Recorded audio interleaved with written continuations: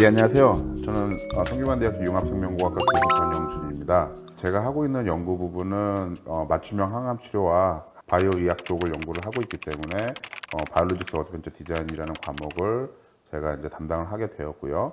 이 바이올로직스 어드벤처 디자인은 어떻게 그 약품이 개발되는지 아니면 그것들이 어떻게 시판되고 있는지에 관한 것들을 전부 다 능동적으로 서치를 하고 PBL 과목을 수행하고자 하는 목적으로 개설된 과목입니다.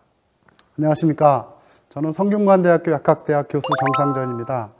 지난 학기에 저는 펩타이드 의약품 소재 개발이라는 교과목을 PBL 형태로 개설해서 학생들에게 강의를 진행을 했습니다.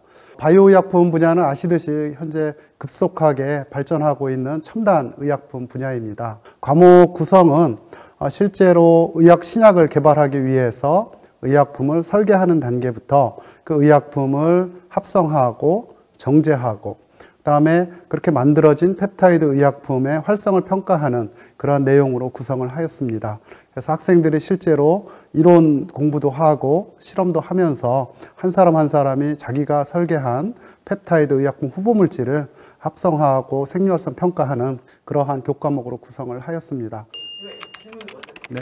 지금 바이오로직스 어드벤처 디자인 과목 지난 학기에 저도 처음으로 약학대학교 5학년 학생들을 대상으로 해서 9명이 참여하는 프로젝트 베이스드 러닝 과목을 한번 개설을 해보았습니다. 약대 학생들이니까 신약 개발이 어떻게 이루어지는지 이해시키는 것을 목표로 진행을 하였고, 몰레큘러 모델링 프로그램을 써서 자기가 원하는 의약품 후보 펩타이드를 설계를 하고, 그 설계된 펩타이드를 갖다가 본인들이 실험을 통해서 합성을 하고 중간중간에 그런 실험과 관련된 이론을 공부하게 했습니다. 각 학생들이 합성한 펩타이드의 생리 활성을 평가를 해보고 또 그 모든 것을 정리하는 의미에서 학기 말에는 미국 식약의약품 안전처에 있는 그 사이트에 들어가서 실제 임상시험 중인 펩타이드 의약품들을 정리해서 발표하는 그리고 보고서를 제출하는 그런 과목을 진행했고요. 처음에는 학생들이 좀 어려워했는데 시간이 지나면서 익숙해지고 개인적으로 좀 뿌듯한 것은 9명의 학생 중에서 2명이 저희 연구실에 대학원 진학을 결심을 했고 또 한두 명이 다른 교수님 연구실에 또 진학을 하게 돼서 굉장히 뿌듯함을 느꼈습니다. 저는 앞서 말씀드린 것처럼 바이올로직스 어드벤처 디자인이라는 과목을 수행을 했습니다. 이제 총 40명 정도가 수강 신청을 해서 8개의 그룹으로 다 분배를 했고, 저희 쪽에서는 이제 처음에 기본적으로 생각했던 것들이 현대생물학이 굉장히 빠르게 돌아가고 있기 때문에 그것을 잘 대처하고 어떻게 최신의 트렌드를 학생들로 하여금 알게 하는가라는 그런 목적과, 두 번째는 그렇게 함으로써 학생들이 좀 더 연구라든지 아니면 최소 바이올로지에 대해서 더 많은 관심을 갖게 하는 게 그 두 가지 목적이 있었어요. 그래서 그 목적을 가지고 처음 디자인 주제 선정부터 학생들로 하여금 유도를 하였고, 실제 연구자들이 봤을 때 너무 이건 실현 불가능한 내용들이 있을 수도 있기 때문에 처음에 이제 학생들 각 그룹 조별로 최소 2개에서 3개 정도 주제를 선정하게 하였고, 그 8분의 지도 교수님께 이렇게 분배를 할당을 해드렸어요. 이 과목이 제가 올해 처음으로 이제 맡은 과목이기도 하고 실제 만들어진 지 2년밖에 되지는 않았습니다. 그래서 어떤 큰 흐름은 갖고 있었는데 이 큰 흐름에서 어떻게 구체적으로 해야 되는지에 대한 사안들이 없어요. 그래서 계속 학생들에게 약간 어떻게 보면 파일럿 수업 형식이라, 다만 학생들이 피드백을 잘 주면 줄수록 그 후배들이 좀 더 양질의 더 좋은 형태의 그런 수업을 할 수 있을 것이다. 그래서 많은 피드백을 좀 달라고 이야기했고 많은 피드백을 실제로 많이 받았어요. 초창기 때는 저도 헷갈렸고 학과 교수님들도 혼란스러웠고 학생들도 혼란스러웠는데 그것들이 학기가 조금씩 진행되면서 뭔가 방향성이 좀 잡혀갔다고 생각을 해요. 그리고 다음 학기에는 그 이후에는 제가 다시 교과목을 맡거나 아니면 어떠한 교수님이 또 맡으셔도 이런 노하우들을 제가 충분히 다 전달할 수 있을 정도의 피드백을 받고 그것을 이제 문건화 시켜서 지금 갖고 있습니다. 그래서 점차 이 과목 자체가 계속 좋아질 것이라고 생각하고, 무엇보다 중요한 것은 학생들 강의 평가가 다른 과목들에 비해서 굉장히 훌륭했습니다. 그리고 실제 내용 자체도 교과서적인 조금 식상한 그런 내용이 아니라 실제 내가 무언가를 할 수 있어서 굉장히 좋았다라는 것과 함께 학점이 좋아서 좋았다는 두 가지 평가들이 굉장히 중요하죠. 예, 중요해요. 그래서 제가 말씀드리고자 하는 부분이 뭐였냐면은 실제 학생들에게 주제를 선정해 갖고 온 다음에 그 주제들을 가지고 두 가지 목적이 있었습니다. 첫 번째는 그 주제의 목적을 달성하기 위한 그 실험적인 방법이 어떻게 어프로치가 될 것인지 하고, 두 번째는 정말 그 실험을 실질적으로 수행하고 있는 그 기관이라든지 회사라든지 그쪽에 직접 컨택을 해서 그분들과 실제 이야기를 함으로써 실제 일선에서 어떻게 돼가고 있는지, 이 두 가지 목적을 가지고 수업을 진행을 이제 하였고, 실제 이제 어떤 그룹은 그래서 그에 관련돼서 지도 교수님, 해당 담당 교수님 그 연구실에서 그러한 해당 관련된 기초 연구들을 수행을 하기도 하였고요. 그리고 어떤 그룹은 그거 플러스 기초 실험 같은 부분을 조금 약간 작게 포션을 두고, 실제 저 같은 경우에는 이제 어떤 제가 담당했던 그룹 같은 경우에는 피부 재생이라든지 아니면 이런 재생 관련된 것들에 대해서 관심을 많이 그 그룹이 갖고 있어서, 그 해당 조는 제가 이제 미국에서 알고 있었던 지금 벤처보다 약간 좀 높은 정도 수준의 기업을 하고 있는 친구가 있었어요. 그래서 그 친구랑 이제 소개를 통해서 실제 학생들이 한 3번 정도 미팅을 했다고 이야기를 하더라고요. 이제 화상을 통해서. 그래서 실제 그래서 아주 일선에서 개발하고 있는 아주 그런 생동감 있는 그러한 내용들을 좀 많이 들을 수 있었다는 게 이제 좋았던 건데, 이 과정에서 나왔던 이제 좀 문제점 중에 저희가 느꼈던 문제점 중에 하나는 뭐였냐면은, 예를 들어서 뭐 칼티를 이용해서 폐암을 치료하겠다라는 굉장히 웅장한 그런 내용에 비해서 실험적 내용들은 아무래도 그거를 한 학기 만에 학부생들이 뭔가 중요한 실험을 한다는 건 쉽지는 않은데, 그러다 보니까 너무 기초적인 내용들을 실험을 할 수밖에 없었어요. 그러다 보니까 몇몇 학생들은 이제 저희 학과 같은 경우에는 학부 실험 수업이 있는데 어떤 부분에서는 학부 실험 수업이랑 조금 유사했다. 그러니까 그 차별성이 좀 없다라는 것들이 있어서 아마 이 부분도 이제 추후에 좀 보완을 해서 다음 학기나 내년에 이런 내용들을 조금 보완해서 해야 될 것 같다고 생각을 좀 많이 했어요. 네. 예. 맞아요. 그것도 뭐 연구 시설이라든가 실험 실수 시설도 또 뭐 다 예. 연관이 돼 있는 거죠. 예. 그럼 이번 질문 바로 이어서 가겠습니다. 네. 여기가 그 프로젝트 학습에서 인상적이고 좋았던 점 그리고 어려웠던 점을 느끼는 것 같습니다. 네. 좋았던 점 플러스 약간 좀 놀라웠던 거를 먼저 말씀을 드리면, 수강 대상 학생들이 2학년, 3학년생임에도 불구하고 굉장히 요즘 이른바 실제 연구적으로 핫트렌디하다고 생각하는 그 부분에 대해서 학생들도 굉장히 많은 기본 지식이 있고 굉장히 많은 관심을 갖고 있다는 것들을 알았어요. 가장 대표적으로 최근에 이제 항암 치료에서 가장 핫하다고 이야기할 수 있는 면역 치료요법이라든지 이런 쪽에 굉장히 큰 관심사가 많았다는 것에 대해서 굉장히 큰 놀라움이 좀 있었고, 그리고 저 역시 마찬가지로 그러한 트렌드들을 학생들이 공부해 온 것들에 대해서 같이 읽으면서 저도 많이 공부가 되었고, 그리고 학생들과 조금이라도 더 같이 인터랙션을 할 수 있다라는, 그냥 일방향적인 수업 내용이 아니라 그런 내용을 나도 묻기도 하고 학생들도 그런 것에 대해서 좀 듣기도 하고 하는 그런 것들이 꽤 괜찮았다고 생각을 합니다. 그래서 그런 것들이 굉장히 좋았던 것이라고 생각을 하고, 두 번째는 이제 어려웠던 부분 중에 하나는 뭐냐면, 확실히 이제 프로젝트 그룹 형태다 보니까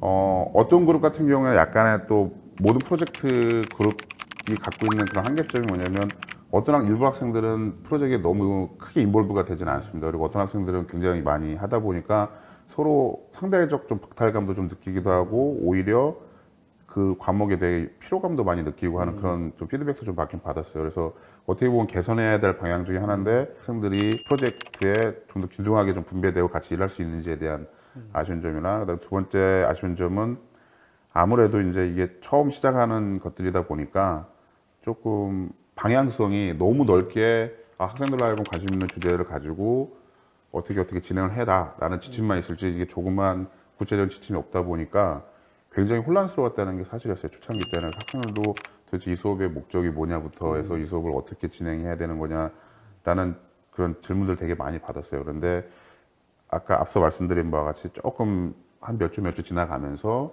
교수님들과 회의도 많이 하고 하면서 이제 조금 방향성 있게 진행이 돼서 마지막은 아주 그래도 잘 진행됐다고 생각이 됩니다. 훈훈하게 마무리를 하셨네요. 저 같은 경우는 이제 이번 과목을 통해서 제가 또 느낀 점도 꽤 있었던 것 같아요. 한 예로 첫 번째 시간에 분자 모델링 이제 소프트웨어를 가르쳐 주고 학생들에게 본인들이 관심 있는 약물을 설계를 해라. 그럼 나중에 활성 평가를 하게 해주겠다. 근데 제일 많이 나온 질문이 뭐였냐면, 교수님, 제가 설계한 펩타이드가 활성이 없으면 학점 못 받나요?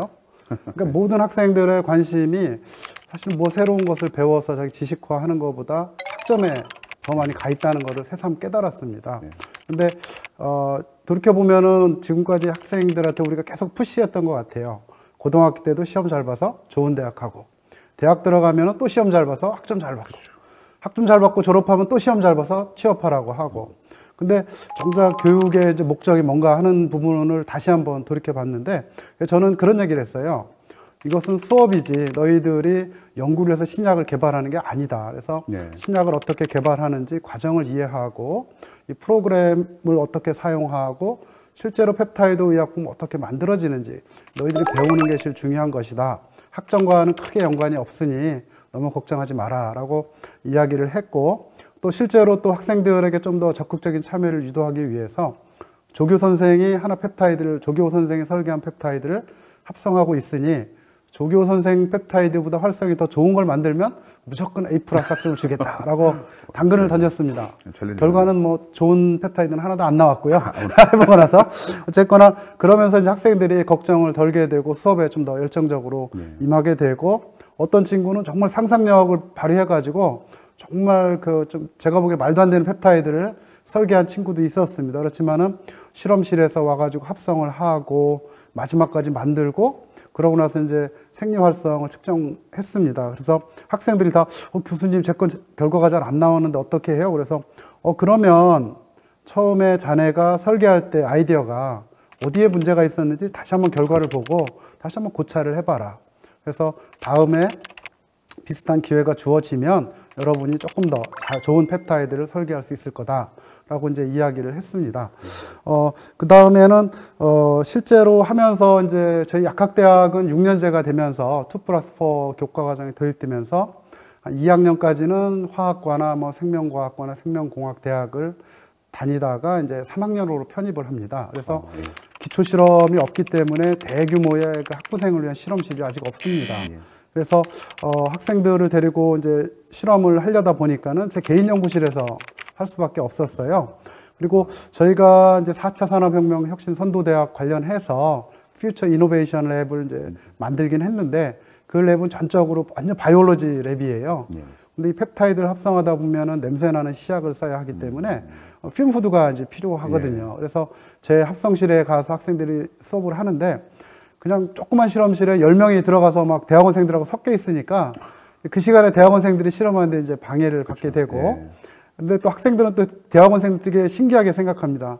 학부생들이 와가지고 막 되게 열심히 실험하고 이러는 거 보고 신기하게도 생각하고 또 친절하게 가르쳐 주고, 아마 그런 것들이 추후에 이 학부생들이 대학원 진학을 결심하게 된 좋은 계기도 이제 됐던 것 같고, 그래서 좀 제가 느낀 게, 이 교육이라는 게 결국은 점점 이제 대학을 진학하는 인구도 줄어들고 점점 더 과학자 숫자도 줄어들 것 같은데, 우리가 대학교에서 교육을 통해서 그 학교에 입학한 학생들이 좀 더 대학원도 진학하고 좀 더 연구 활동도 해서 사회에 나가가지고서는 실제 산업 현장에서 좋은 그 R&D를 하는 게 제일 우리 목표잖아요. 그래서 그렇게 하려면은 이와 같은 작은 프로젝트 베이스드 러닝과 같은 코스웍을 만들어서 학생들이 좀 관심을 갖고 호기심도 느끼게 이렇게 할 필요가 있는 것 같습니다.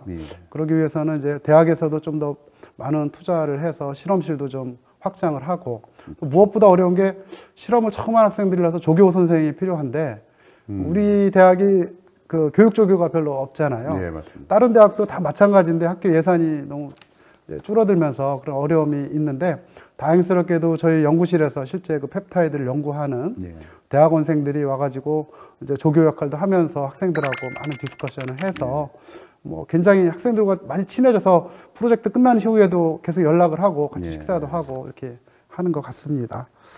그 부분은 총장님과 부총장님께서 꼭 보셔야 될 것 같습니다. 그래서 참 학생 반응이 긍정적이지 않아도 괜찮습니다. 반응은 어떨까 하겠습니다. 학생들 반응은 제 앞에서는 다 웃어요. 굉장히 즐거워합니다. 그런데 조교를 통해서 듣는 후담은 그중에 일부는 너무 힘들다. 지금까지 했던 그 수업에 비해서 너무 힘들고, 또 저 같은 경우는 수업을 1인당 프로젝트를 하나씩 하게 했습니다.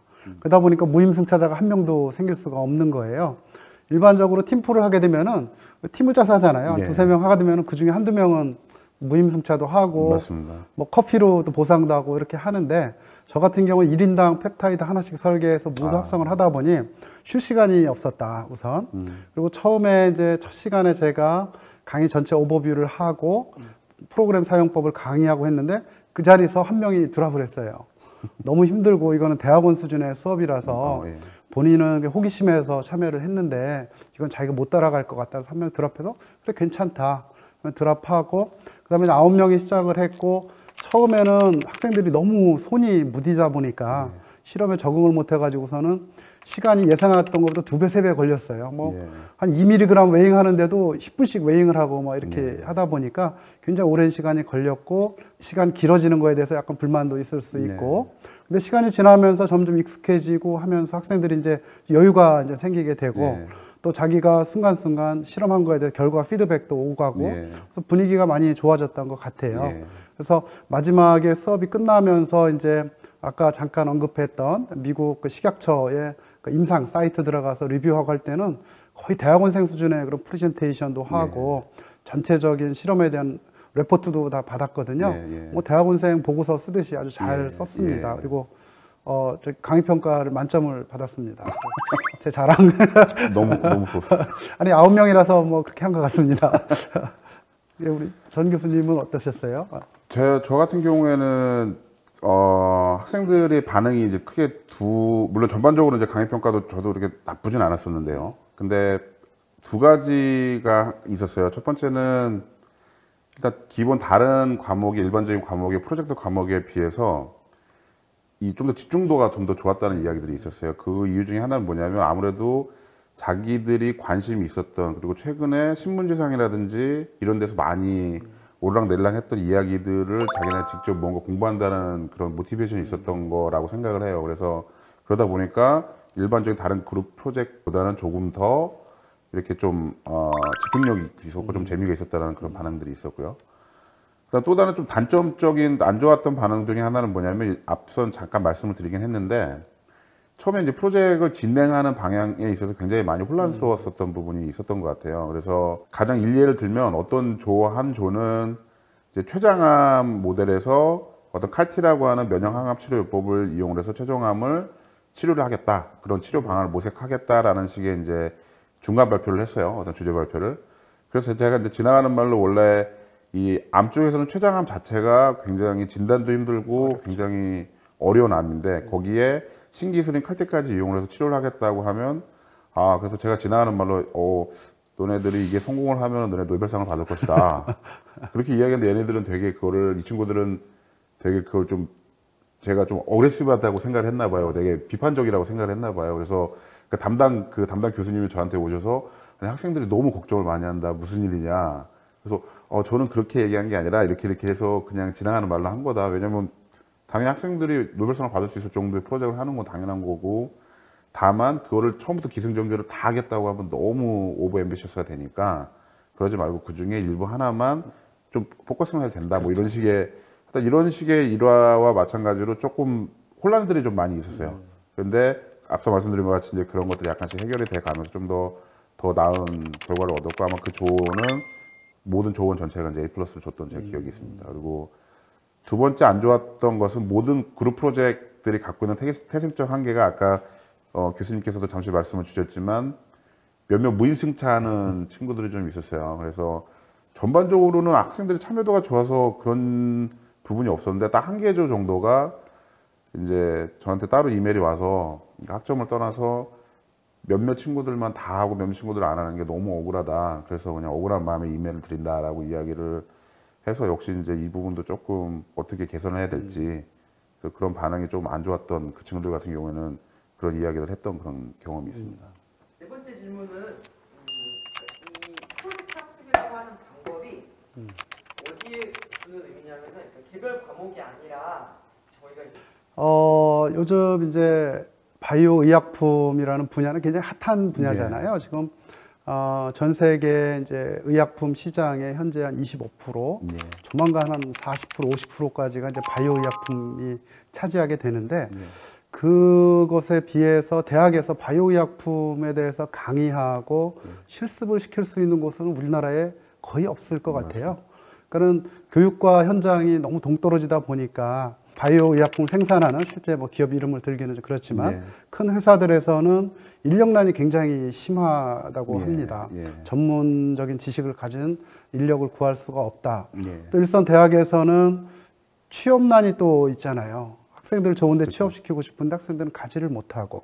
이게 인력 수급의 불균형이 좀 심각한 것 같습니다. 예. 그런 의미에서 우리가 이제 바이오의약품 관련된 그런 학과에서 우리가 4차 산업혁명 혁신 선도대학 프로젝트를 이제 진행을 하게 되는데, 많은 학생들이 특히 이제 제가 속한 약학대학 같은 경우는 학생들이 그 회사에 간다는 생각을 많이 안 해요, 사실은. 졸업하고 나면 진로가 워낙에 뭐, 확실하니까는. 예. 그런데 제 입장에서는 상당히 우수한 학생들인데 그 학생들이 호기심을 가지고 바이오의약품을 공부하고 또 직접 실험도 해봐서 그것이 산업 현장에 대한 관심으로 이어지고 밖에 나가면은 국가적으로도 굉장히 큰 도움이 되겠다. 예. 또 학생들의 진로도 제가 보건대 굉장히 괜찮은 진로라고 이제 생각을 예. 합니다. 그래서 어떻게 하면은 학생들을 그렇게 유도할 수 있을까라는 고민을 늘 해왔고, 제가 늘 이제 우리 학생들이나 뭐 일선의 부모님들한테 이야기할 때 예. 과학자의 기본 소양이 호기심이다. 예. 호기심을 가지려면 뭔가 부딪혀 봐야 되는데 예.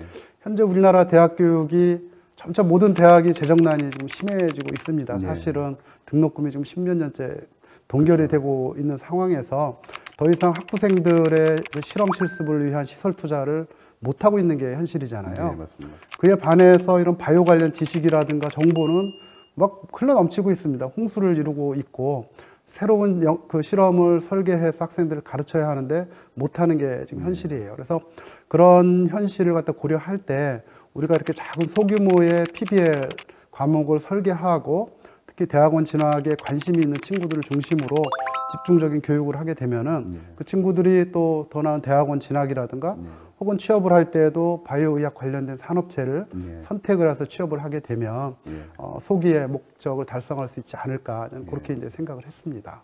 저희 학과 같은 경우에는 아무래도 이제 약학대학보다는 좀 더 제너럴하게 졸업 후에 진로들이 좀 많이 정해지는 건데, 예를 들어서 뭐 대학원 진학을 한다든지 공부를 하기 위해서, 아니면 이제 회사에 취직을 하는데 전공과 관련된 회사에 취직을 한다든지 그런 것들인데, 아무래도 저희과 특성상 뭔가 학부를 졸업하고 전공 쪽으로 관련된 직접적인 취직을 하는 건 쉽지 않기 때문에 그런데 어떠한 형태의 선택을 하던 간에 제가 이제 수업 첫 시간 때 학생들한테 이야기했던 게 뭐였냐면, 수업이 어떤 형태로 진행이 되고 어떠한 것들을 간에 이 수업이 끝난 학기 말 때 그거에 대한 자기 진로에 대한 꿈을 가지었으면 좋겠다라고 이야기를 했어요. 이야기한 이유 중에 하나는 뭐였냐면, 학생들이 아무래도 자기가 관련돼 있는 이 관심사 있는 부분들을 최핫 트렌드라고 얘기하는 관심사 있는 부분을 공부를 하다 보면 학생들이 나도 이런 연구를 한번 해보고 싶다, 아니면 나는 이런 약품 가지고 나도 세일즈를 한번 해보고 싶다, 아니면 나는 이걸 가지고 벤처를 하고 싶다라는